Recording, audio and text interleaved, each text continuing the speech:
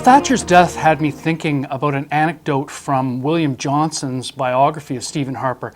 Johnson has Harper back in the 90s when he was an economics student at University of Calgary, digging up old election manifestos of Margaret Thatcher's from 1979 and 1983. And apparently, the future Prime Minister of Canada found Thatcher's way of coming at election very exciting. And he thought that Canadian conservatism of the Mulroney era was tepid by comparison. But flash forward to this past week with Thatcher's death in the air, and the big economic news in Canada, the big business news, is outrage over Canadian companies using foreign temporary workers, where they find Canadian workers too expensive, particularly at the biggest bank in the country doing that. And we've got Stephen Harper out reacting to that by saying that he's going to review that program and essentially siding with people who think that it's being abused. Well, a strict Thatcherite, I think, would look at the use of foreign temporary workers and say, hey, that's the free market in action driving down prices. That's what is supposed to happen. But clearly that's not the way Stephen Harper now sees it. And this reminds us of a continuous tension that's in the air around a Conservative politician. It's the tension between the Conservative brand strength, which is sound economic management, and the Conservative vulnerability, which is to be seen as being callous and cold with respect to how real human beings exist in the economy. So, Thatcher's death, Harper's move on that file, had me thinking about the nature of conservatism and how that remains just a very interesting dynamic in the political landscape.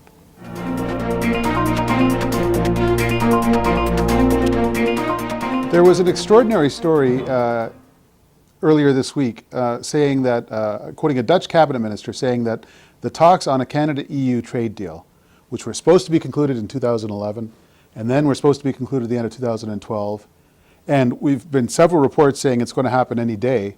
Now apparently a decision has been put off until the summer.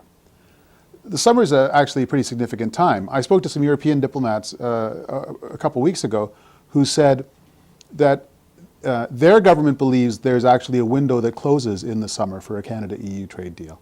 At some point, there's no more momentum. At some point, all the intellectual capital in the trade negotiating department at the European Union turns south towards the massively larger American market, because President Obama has said that he wants a trade deal between Europe and the United States.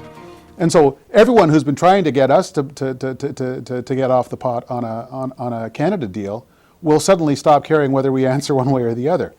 So what's going on here? Look, either the air is just straight out of this balloon and there's nothing going to happen, or the Prime Minister has already decided he's going to make substantial concessions to get a robust deal.